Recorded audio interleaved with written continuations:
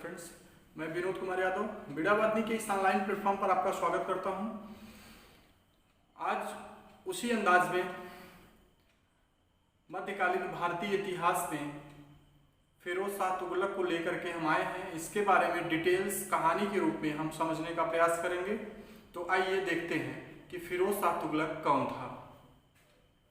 देखिए, जब मोहम्मद बिन तुगलक शासन कर रहे थे तो उस समय सिंधु क्षेत्र में जो है अशांति फैली थी। तो वहां जाने के क्रम में थट्टा में उनकी जो है मृत्यु हो जाती है। थट्टा नामक एक प्लेस था, वहां पर उनकी मृत्यु हो जाती है।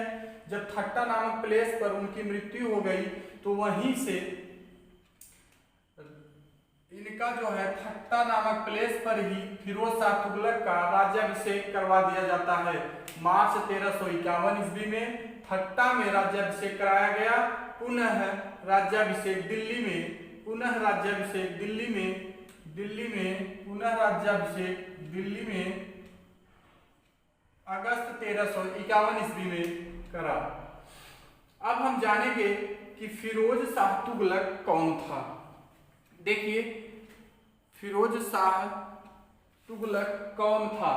तो गयासुद्दीन के दो लड़के थे, एक मोहम्मद बिन तुगलक और एक सिपह सलार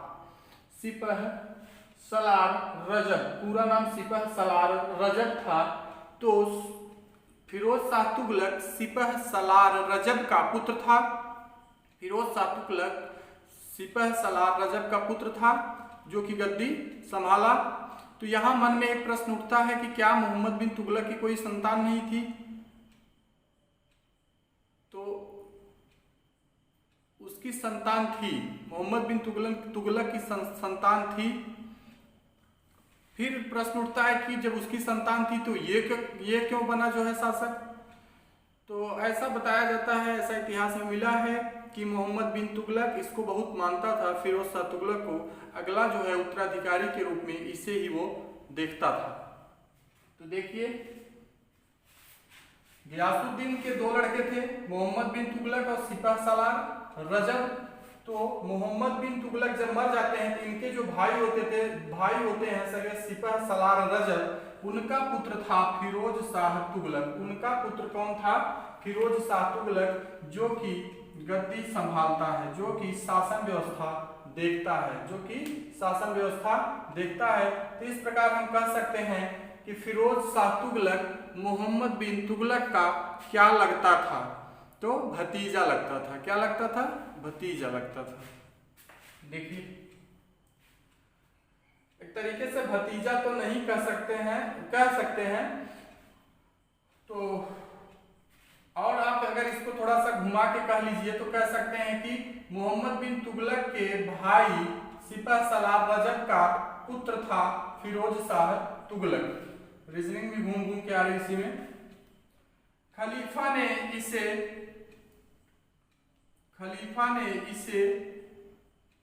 अमीर उल मोमनीन की उपाधि दी। फिरोज शाह तुगलक को अमीर उल मोमनीन की उपाधि दिया गया।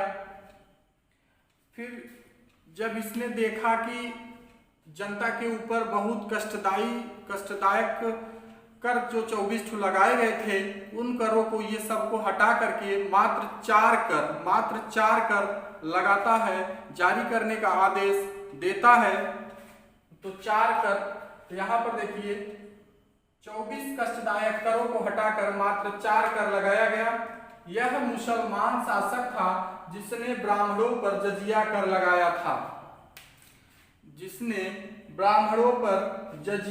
लगाया था। देखिए, इसने एक शब्द जिम्मी कहा था। जिम्मी का अर्थ यह होता है कि ये हिंदुओं के लिए शब्द कहा गया था कि हिंदू इस्लाम धर्म को जो है नहीं मानते हैं। जब उसका शासन है और इस्लाम धर्म नहीं मानेंगे तो आपके विरुद्ध कार्रवाई होगी। कार्रवाई के परिणाम स्वरूप ब्राह्मणों को जजिया कर लगा दिया गया। ब्राह्मणों पर जजिया कर लगा दिया गया। तो कहा जाता है कि यह पहला मुसलमान शासक था जिसने ब्राह्मणों पर जजिया कर लगाया। तो फिर आइए देखते हैं, एक कर की व्यवस्था ये और कर दिया, एक कर और लगा दिया, जिसे हम सिंचाई कर कहते हैं, जिसे हम इरिगेशन टैक्स कहते हैं, जिसे हम सिंचाई कर कहते हैं। तो कहा जाता है कि इसने 5 नहरों का निर्माण करवाया ताकि खेती अच्छे से हो सके। जब 5 नहरों का निर्माण कराया तो सामान्य सी बात है कि टैक्स तो लगाएगा ही, उस पर खर्च आया होगा बनवाने में। तो 5 नहरों का निर्माण करवाया और एक नए कर का उदय हो जाता है, मतलब एक नए कर के रूप में लेना स्टार्ट करता है, जिसे हम सिंचाई कर या इरिगेशन टैक्स कहते हैं। तो सिंचाई कर जो उपज होता था उसका 1/10वां भाग लेता था, 1/10वां भाग सिंचाई कर के रूप में लेता था। और मोहम्मद बिन तुगलक द्वारा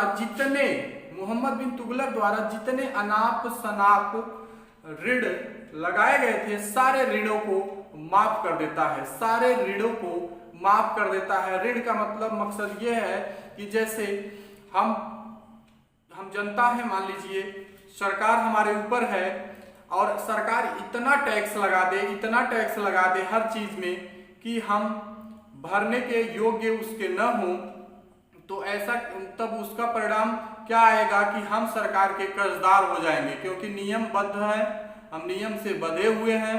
सरकार कही कि बिजली का इतना खर्च आया आपका, इतना पानी का खर्च आया, इतना आपके घर का आया, इतना ये आया, और हम कम ही रहे हैं, उसको देने के मतलब बराबर हमारे पास शक्ति नहीं है, तो हम क्या हो जाएंगे, हम कर्जदार हो जाएंगे। तो जब फिरोज शाह तुगलक शासन संभालता है तो सारे टैक्स, सारे कर, सारे ऋण को माफ कर देता है, सारे ऋणों को माफ कर दिया। आगे देखते हैं, इसने सैनिकों को बतौर वेतन जागीर प्रदान किया, इसने सैनिकों को बतौर वेतन जागीर प्रदान किया। तो मन में एक प्रश्न उठता होगा कि जागीर क्या था। तो सैनिकों को जागीर शब्द यह है कि राजा महाराजा द्वारा दी जाने वाली भूमि को हम जागीर कहते हैं, राजा महाराजाओं द्वारा दी जाने वाली भूमि को हम जागीर कहते हैं। तो इसने ये कार्य किया कि सेना को मुद्रा या वेतन न देकर के जागीर प्रदान करना शुरू किया, भूमि देना शुरू किया, प्रदान किया। या फिरोज शाह तुगलक ने 300 नए नगरों का निर्माण करवाया, फिरोज शाह तुगलक ने 300 नए नगरों का निर्माण करवाया है, फिरोज शाह तुगलक ने 300 नए नगरों का निर्माण करवाया, जिसमें प्रमुख नगर हैं फतेहाबाद, फिरोजपुर, जौनपुर, हिसार, फिरोजाबाद। जौनपुर की भी स्थापना फिरोज शाह तुगलक ने किया था। जौनपुर नगर जो कि हमारा होम डिस्ट्रिक्ट है, जौनपुर नगर की स्थापना फिरोज शाह तुगलक ने किया था। जैसा कि आप देख सकते हैं कि जौनपुर भारत के मैप पर यहाँ है, फिरोजाबाद यहाँ दिल्ली वाला, हिसार जो है हरियाणा। तो आप लोग कमेंट करके बताएंगे कि हिसार में एक अनुसंधान केंद्र है, हिसार में एक अनुसंधान केंद्र है, हिसार में एक अनुसंधान केंद्र है, हिसार में अनुसंधान केंद्र है। कमेंट करिएगा, नहीं आएगा तो हम बताएंगे, ऐसे रोज एक एक प्रश्न आपको देंगे। और फिरोजाबाद नमक, फतेहाबाद, फिरोजपुर, जौनपुर, हिसार हरियाणा, फिरोजाबाद की स्थापना इसने किया। यह प्रथम सुल्तान था जो हज की यात्रा पर जाते थे, उनका खर्च अपने कोष से देखता था। अर्थात कह सकते हैं ये प्रथम सुल्तान जिसने हज यात्रियों के राजकीय खर्च वहन किए। मेरठ और खिजराबाद टोपरा नामक गांव से अशोक के स्तंभ को उठा करके दिल्ली ले जाने वाला मतलब वहां पर ले जा करके स्थापित करवाया। अशोक के स्तंभ लेखों को दिल्ली में स्थापित करवाया। अब इसने दो मुद्राएं जारी किया, अद्धा और विक। यह मूलतः चांदी और तांबा के मिश्रित धातु से बनी हुई होती थी, अद्धा व विक। अब एक विभाग की स्थापना किया, दीवान ए खैरात।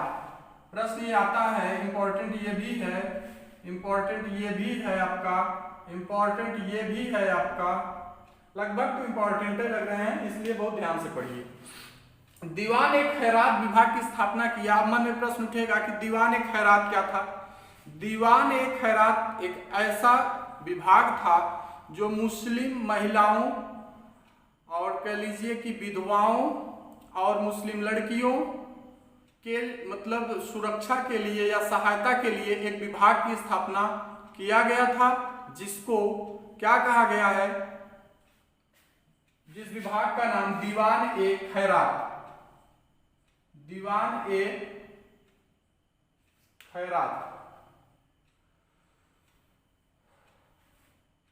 दीवान ए खैरात।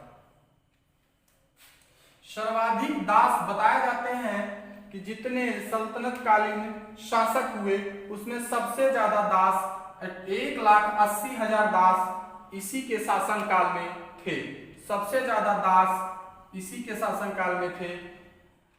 यह भी कहा जाता है कि फिरोजाबाद नामक नगर इसे अधिक प्रिय था।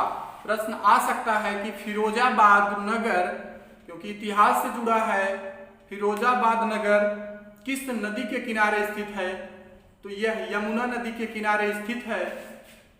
फिरोजाबाद नगर यमुना नदी के किनारे स्थित है। यह इसे अत्यधिक प्रसिद्ध मतलब प्रिय था। और एक दारुल सफा की स्थापना करता है, जो कि राजकीय अस्पताल थी, जो कि राजकीय अस्पताल, दारुल सफा राजकीय अस्पताल, जिसमें गरीबों का निःशुल्क इलाज होता था। लगभग वर्तमान स्थिति जैसे है उस हिसाब से ये सोचता था, तो इसीलिए इसे सल्तनत कालीन अकबर कहा गया है, सल्तनत काल का अकबर कहा गया है। 1360 ईस्वी में उड़ीसा के शासक भानु तृतीय को हराकर पुरी के जगन्नाथ मंदिर को विध्वंस किया। यहाँ उड़ीसा मान लीजिए मैप पर है, यहाँ के शासक भानु तृतीय को इसने आक्रमण किया तो इनको हरा दिया। इनके दोनों के बीच जो है भानु तृतीय तथा फिरोज शाह तुगलक के बीच संघर्ष हुआ, जिसमें भानु तृतीय हार जाते हैं। उस क्रम में यह होता है कि फिरोज शाह तुगलक ने पुरी के जगन्नाथ मंदिर को विध्वंस करवा दिया या किया। फतुहात ए फिरोज शाही, यह आत्मकथा फिरोज शाह तुगलक द्वारा रचित है। फतुहात ए फिरोज शाही आएगा तो परीक्षा में बना लेंगे, उसका नाम इसमें जुड़ा है जिम्मी। जिम्मी हमने आपको पहले बताया, जिम्मी का अर्थ होता है इस्लाम न धारण करने वाला। यह हिंदुओं के लिए शब्द प्रयोग किया गया, जिसका नतीजा ये निकला कि ब्राह्मणों पर जजिया कर इसने लागू कर दिया, ब्राह्मणों पर इसने जजिया कर लागू कर दिया। अब आता है इसकी मृत्यु। इसकी मृत्यु सितंबर 1388 ईस्वी में हो गई। इसकी मृत्यु सितंबर 1388 ईस्वी में हो जाती है। इसके बाद इसका नाती गयासुद्दीन द्वितीय आता है। गयासुद्दीन द्वितीय आता है, उसके बारे में हम लोग कल पढ़ेंगे नेक्स्ट वीडियो में अच्छे से। तो फिर से एक बार रिवीजन कर लीजिए कि फिरोज शाह तुगलक 1351 से 1388 ईस्वी के बीच जो है दिल्ली की गद्दी पर बैठता है, और फिर इसके बाद उसने राज्याभिषेक 2 बार हुआ, ठट्टा में और दिल्ली में। फिरोज शाह तुगलक कौन था? यह गयासुद्दीन का एक तरीके से नाती कह सकते हैं और मोहम्मद बिन तुगलक के भाई का पुत्र था। खलीफा ने इसे अमीर उल मोमिनीन की उपाधि दी। 24 कष्टदायक करों को हटाकर मात्र 4 कर लगाया। यह मुसलमान शासक था जिसने ब्राह्मणों पर जजिया कर लगाया था। सिंचाई कर उपज 1/10 भाग मोहम्मद बिन तुगलक द्वारा लगाए गए सभी अनाप शनाप ऋण को माफ कर दिया। सैनिकों को बतौर वेतन जागीर प्रदान किया। पेमेंट न दे करके जमीन दिया। फिरोज शाह तुगलक ने 300 नए नगरों का निर्माण कराया। उसमें प्रमुख है फतेहाबाद, फिरोजपुर, जौनपुर, हिसार, हरियाणा। प्रथम सुल्तान जिसने हज यात्रियों के राजकीय खर्च वहन किए। मेरठ और खिजराबाद, टोपरा गांव अशोक के स्तंभ लेखों को दिल्ली में स्थापित करवाया ले जाकर के। और इसने 2 मुद्राएं अद्धा व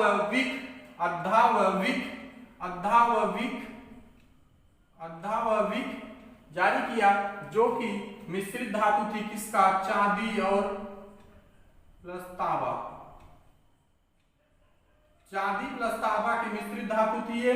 दीवान ने खैरात विभाग की स्थापना किया, जिसमें अनाथ, मुस्लिम महिला, विधवा लड़कियों की देखभाल के लिए या सुरक्षा के लिए सर्वाधिक दास इसी के जो है काल में रहे।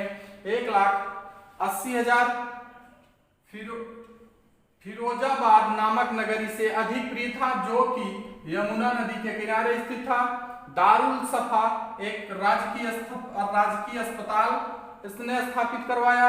दारुल सफा नामक राजकीय अस्पताल स्थापित करवाए, जो कि गरीबों को निःशुल्क इलाज प्रदान करते थे। 1360 ईस्वी में उड़ीसा के शासक भी भानु द्वितीय को हराकर पुरी के जगन्नाथ मंदिर को विध्वंस किया। फतुहात फिरोजशाही आत्मकथा फिरोज शाह तुगलक की है। जिम्मी अर्थात हिंदुओं के लिए सब प्रयुक्त किया गया, अर्थात इस्लाम न धारण करने वाला। उसका नतीजा यह निकला कि जो इस्लाम धारण नहीं करेगा उस पर जजिया कर लगा दिया गया। जजिया कर एक तरीके से कह सकते हैं गैर मुस्लिम वाला कर था। गैर मुस्लिम कर था, जो मतलब इस्लाम धर्म को नहीं मानेगा, मुसलमान वाला धर्म नहीं मानेगा, उस पर जजिया कर लगाया जाता था। अंततः इसकी मृत्यु सितंबर 1388 ईस्वी में हो गई। फिर इसके बाद नेक्स्ट कल हम अगले वीडियो में देखेंगे। और आप लोग जो है टेलीग्राम ऐप डाउनलोड करिए प्ले स्टोर से, और उसमें जा करके जिस यूट्यूब चैनल से आप देख रहे हैं बस सेम यही नाम डालिए, सर्च करिए और ग्रुप में जुड़िए। और जितना जो प्रैक्टिस सेट है, मैथ का प्रैक्टिस सेट शाम को उसे प्रोवाइड कराया जाता है, सुबह में उसका सलूशन दिया जाता है। और जितने अदर मटेरियल होंगे वीणावादनिक संस्थान के जो है सारे मटेरियल्स आपको अपलोड उसी में किए जाएंगे। तो आज के लिए बस इतना ही। बहुत बहुत धन्यवाद।